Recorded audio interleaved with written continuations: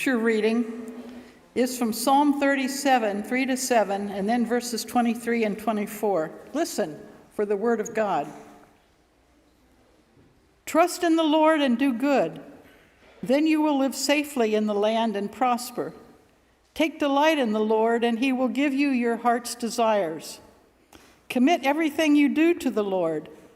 Trust the Lord, and he will help you. The Lord will make your innocence radiate like the dawn, and the justice of your cause will shine like the noonday sun. Be still in the presence of the Lord, and wait patiently for him to act. The Lord directs the steps of the godly. The Lord delights in every detail of their lives. Though they stumble, they will never fall, for the Lord holds them by the hand. This is the word of the Lord. Thanks be to God. Well, this morning it's For those of you who have heard our African American friends affirm, God will make a way, we're going to read that verse. We're reading from Isaiah 43, 1-4, and then 18 and 19. But now, O Jacob, listen to the Lord who created you, O Israel, the one who formed you, says, do not be afraid, for I have ransomed you. I have called you by name, and you are mine. When you go through deep waters, I will be with you. When you go through rivers of difficulty, you will not drown. When you walk through the fire of oppression, you will not be burned up. The flames will not consume you. For I am the Lord, your God, the Holy One of Israel, your Savior. I gave Egypt as a ransom for your freedom. I gave Ethiopia and Seba in your place. Others were given in exchange for you. I traded their lives for yours because you are precious to me. You are honored, and I love you. But forget all that. It's nothing compared to what I am going to do. For I am about to do something new. See, I have already begun. Do you not see it? I will make a pathway through the wilderness. I will create rivers in the dry wasteland. This is the word of the Lord. thanks be to God.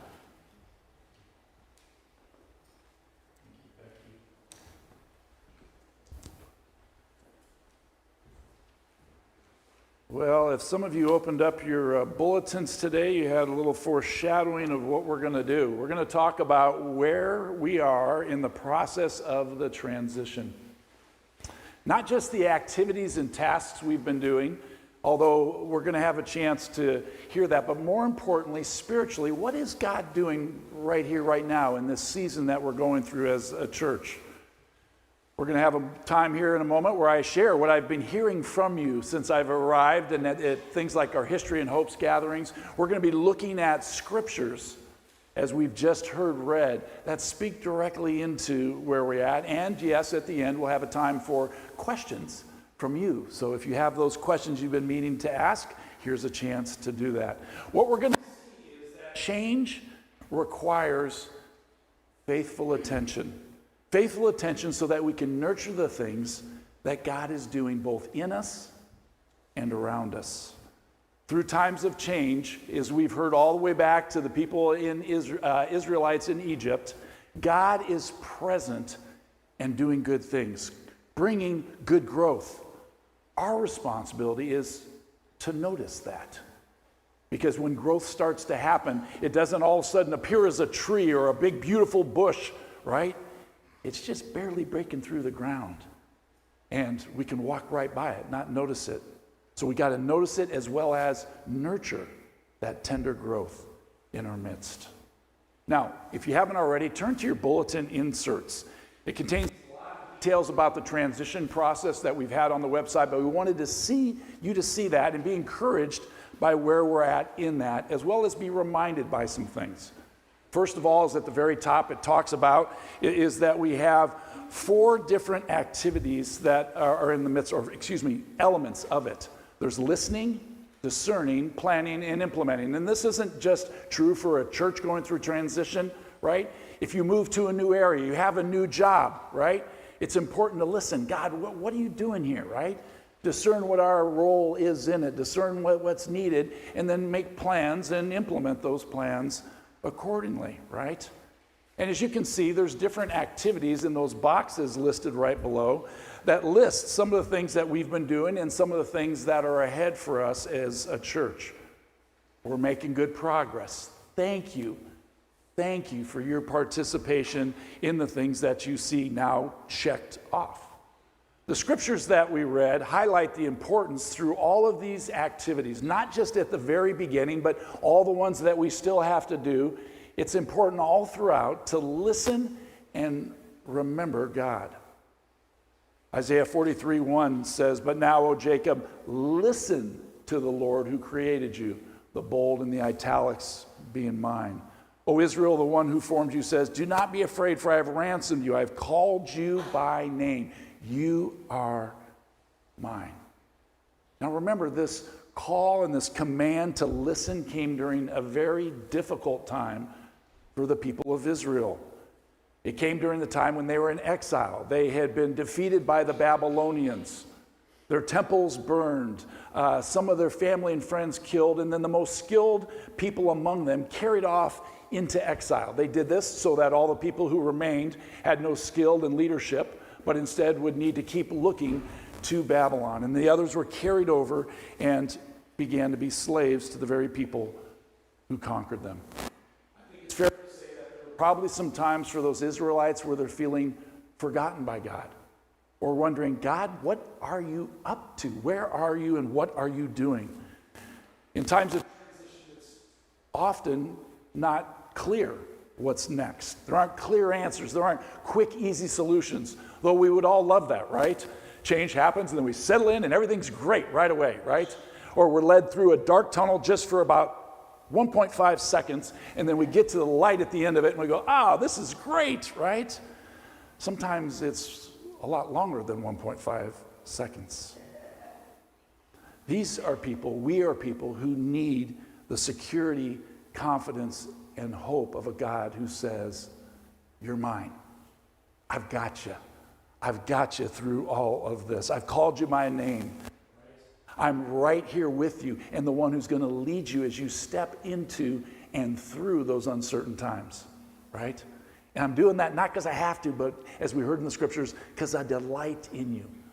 So listening helps the Israelites and helps us hear and rest in the security of God's presence. I love that we have that habit of lighting a candle at the beginning of every service saying, God's here with us, right? And then remembering helps us see the evidence of God's delight, the evidence that God is leading us, that God has done good things in the past that we can celebrate, and that He will continue to do that in the future, giving us that confidence and hope to keep holding the hand, to keep following where God is leading.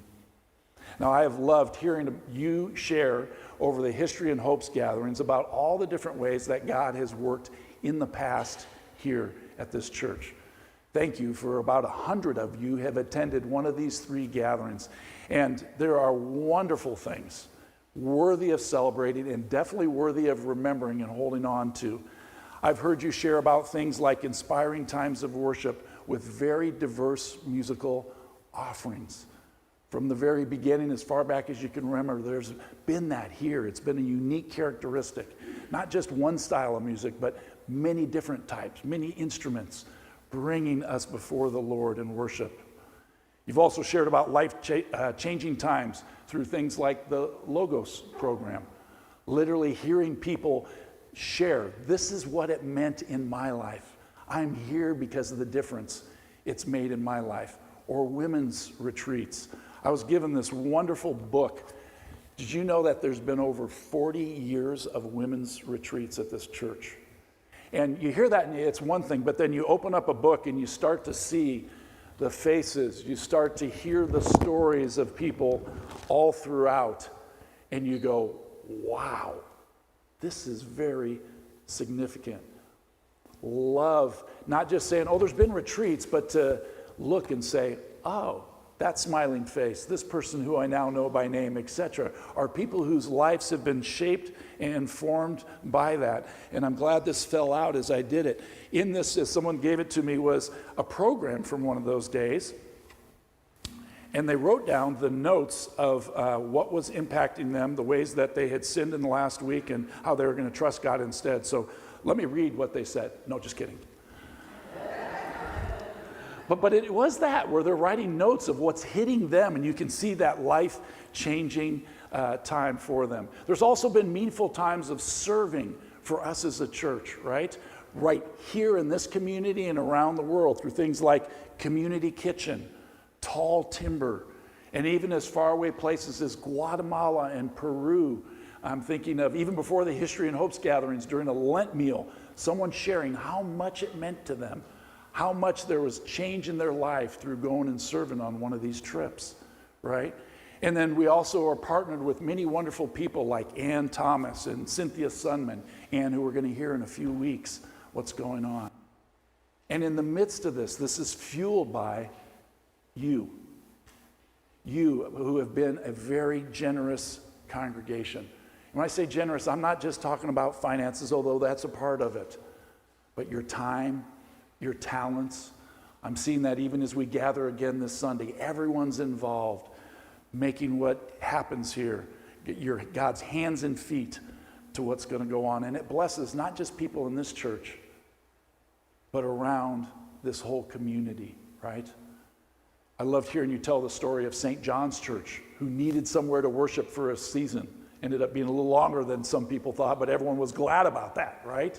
As they were here. I'm seeing you nod as you remember and smile as you remember that time.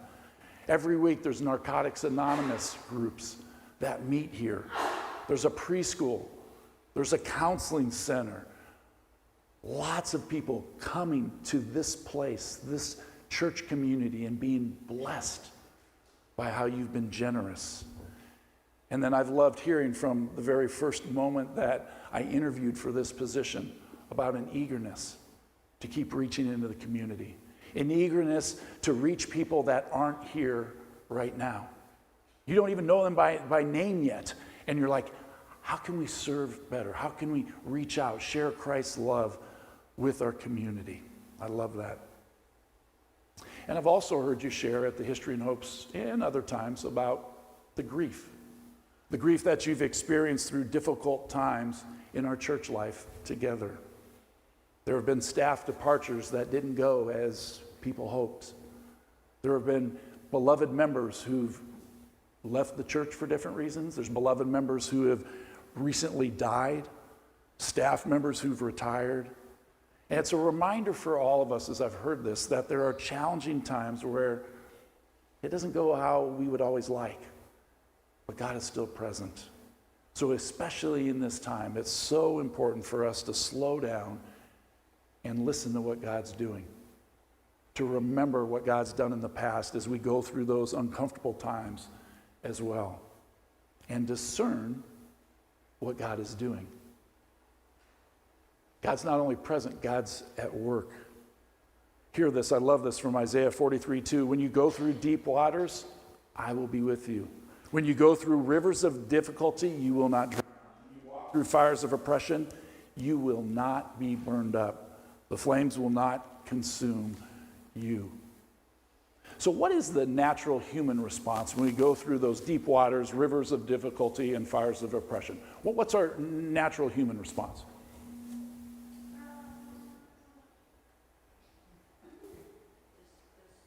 Despair. What else? Help. That's a good response. Maybe not always our first response. What else? What? Sometimes we're just going to say, I got to try harder. It's up to me to make this happen, right? Yeah, I can relate to that one. Not the best answer. What else?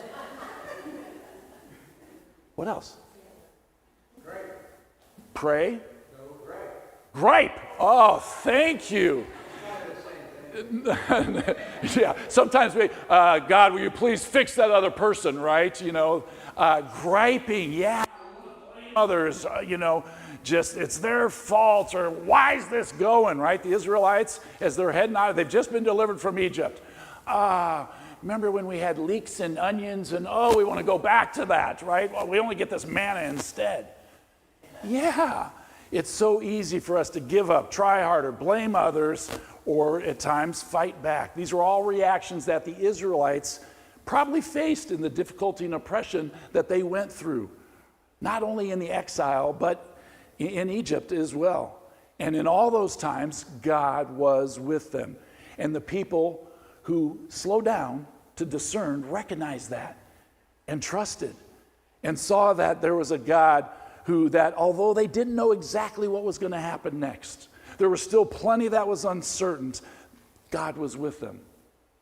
When we go through times of change, you notice that scripture didn't say, well, here's exactly what's going to happen next, right? What we know is going to happen next is God is with us. That's what we're promised. And we're promised that a God who delights in us will bring us to good places.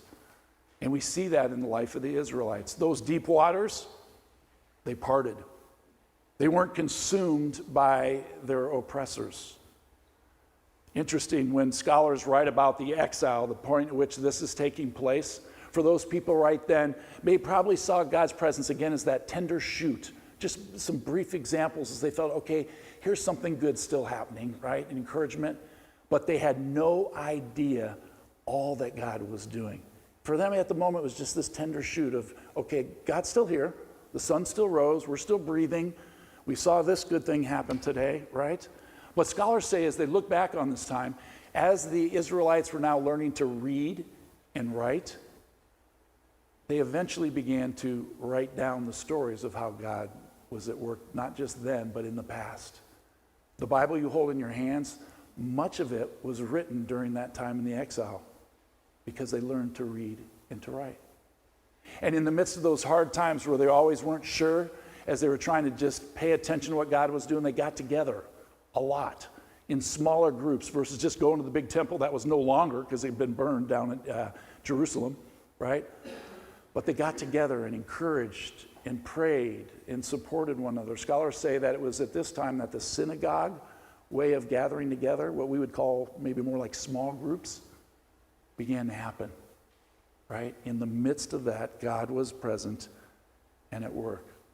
And I love how you guys describe this in the History and Hopes gatherings with COVID, right? There's a lot of let's just call it just difficult stuff we never want to go through again with COVID, right? There was a lot of people we loved passing away. There was isolation, right? Fear that was going on. And while you named those things, honestly, you also began to name, wait a minute. I remember one of you saying, we were together as a family in a time we never would have been. And there were some really meaningful conversations. Or another person had told me, I had a whole different perspective about what was important in life as I slowed down and started reflecting during that time. And then many of you also pointed out, we never had online worship before then. And yet it's something that God did then that continues to bless even those who are watching us now. God's presence with us through difficult times. So as we keep listening, remembering, and discerning, there's that humble patience. There's that confidence to grab God's hand as we go to what's next. The psalmist puts this way, be still in the presence of the Lord and wait patiently for him to act. The Lord will direct the steps of the godly. He delights in every detail of their lives. Though they stumble, they will never fall, for the Lord holds them by the hand. And this is, I was thinking about this literally for weeks ahead of just this whole image of a parent or a grandparent leading a child by the hand. And it was so fun in this past week to talk to people like you, Carol, to talk to, I don't see Myrna, maybe Myrna you're watching online, Myrna Lucas, talking about their grandchildren, right? And just the delight they had, right? Different ways that they were leading, maybe not by the hand, but pouring into, encouraging the grandchildren. I thought that's such a beautiful picture of how God is with us. An important picture to hold on to as we enter the next phase of a transition. Again, I want you to think not just of what's going on for us as a church, but think of transitions in your own life, right? All these still apply. Maybe even stuff you're going into next week. So we're now entering another transition phase. You can look up at the screen as it highlights some of those things. Maybe look at that bulletin. Take that insert with you. I know there's lots going on. You're like, when's this happening? Why is this happening? What's next, right? This will explain that right now we've begun to approach people about serving on the pastor nominating committee. That's the PNC, right? And so in the next month, we hope to bring before you a slate of people for you to prayerfully consider, and it will be up to you to then elect that pastor nominating committee, right? We're also in a stage of beginning to look at, okay, the longer range future, what's ahead, as well as paying attention to what God's doing right now and how do we nurture what is new right in our midst.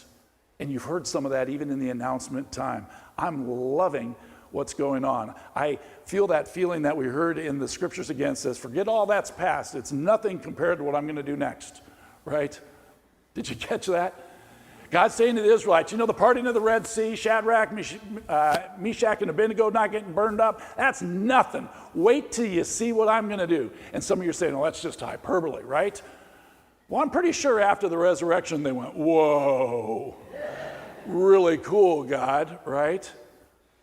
I'm willing to bet that there were people in this church who, when it formed, 149 years ago, right, would be in our midst right today and go, whoa, pretty cool what God is doing. So it's up for us to then notice those things and nurture what God is doing. Things like the community garden, and I've invited you to be a part of that. It's going to benefit not just us and interacting with people in the community, but the food bank, right? In times where they need more food, we're growing it, right? Also, you'll hear at the end of the service about a congregational retreat, right? As best I can discern, it's been about 10 years since we've done lots of women's retreats, but a co-ed retreat like this. Awesome. An incredible time of growth ahead for those people. And then there's a lot of other foundational stuff that started even before I got here that's still going on, like HVAC being repaired, damaged pipes, playground. Have you stopped by the playground recently? I wish I'd had a picture, or just stop by and see it.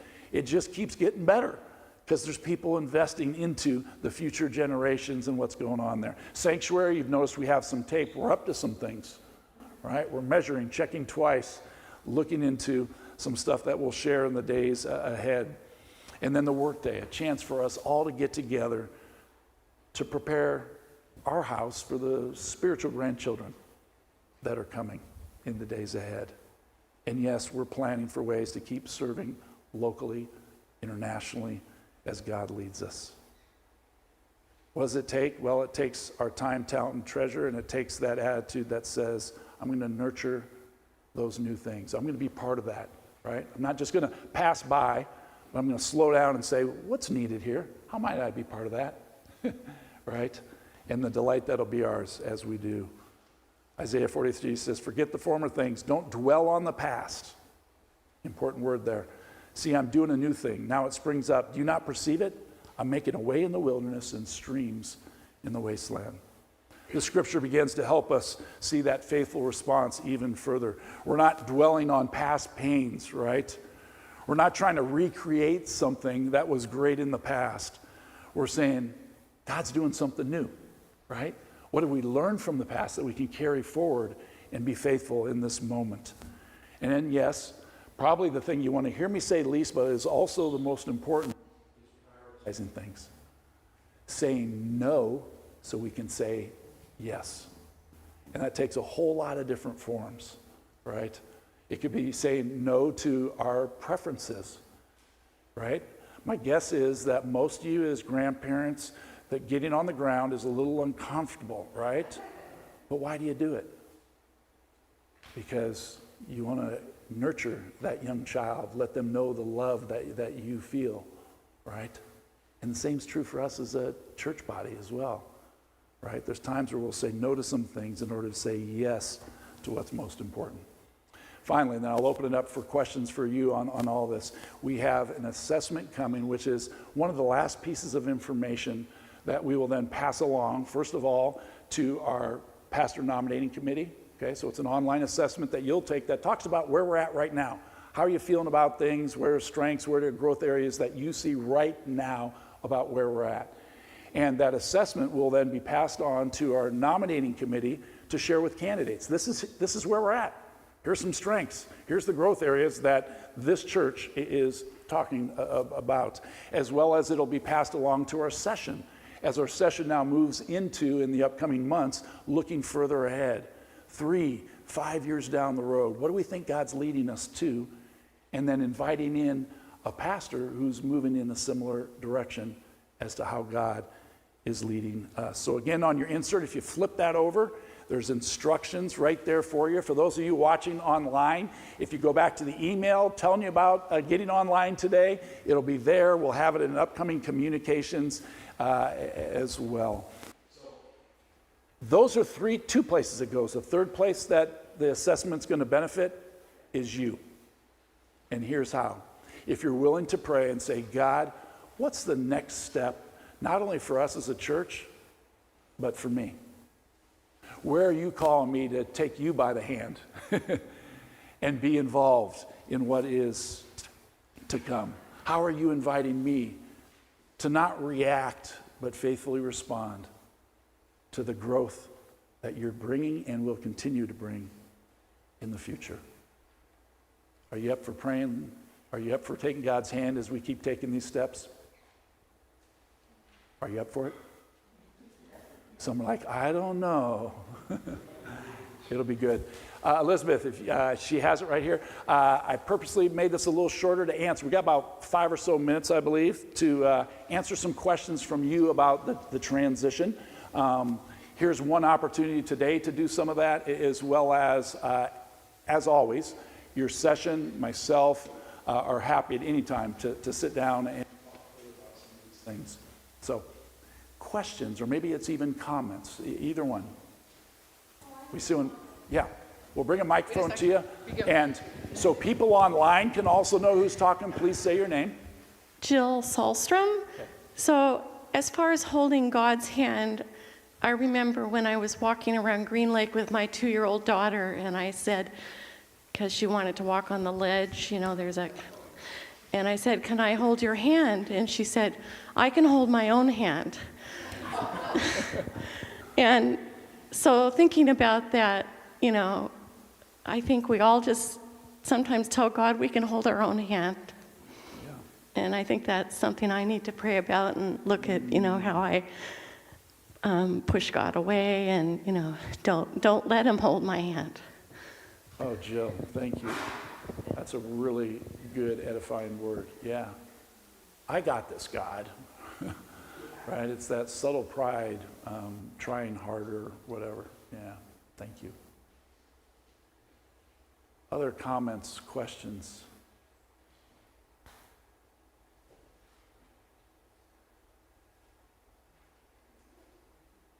It all makes perfect sense. You're ready to go, right? Is that what I'm hearing?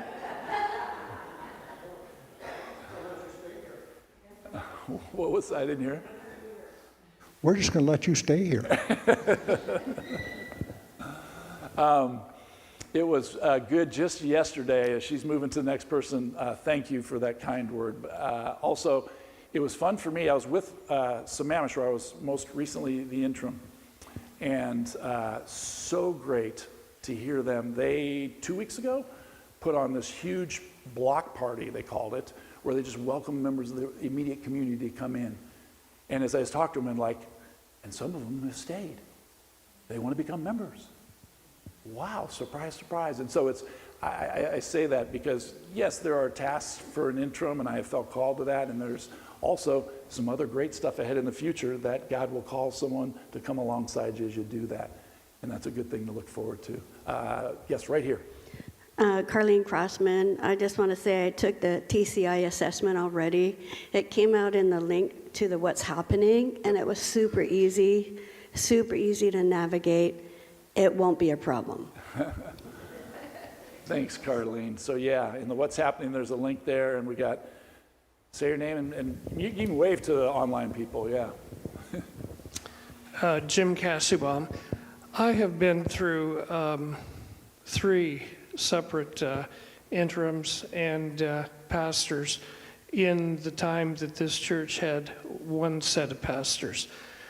And so far, I am extremely impressed with Tom and how he came in with a vision for us.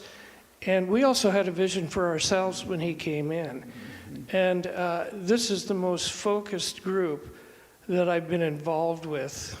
I'm kind of sort of sitting on the sidelines, but I have a lot of hope that we can pull off what Sammamish did, and we'll see where it goes. To me, it depends on the strength of our pastor nominating committee, and I really hope that people feel the urge to say yes when they're asked.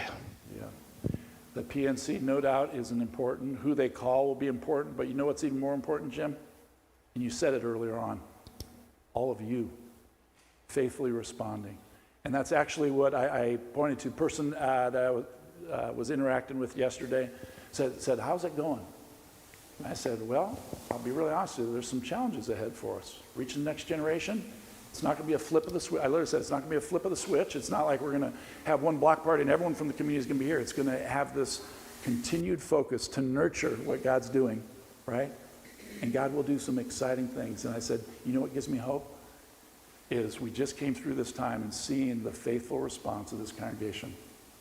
And I said, that's what will lead us to the next, is as we all take the hand of the Lord and keep holding on as God does what's going to be good next.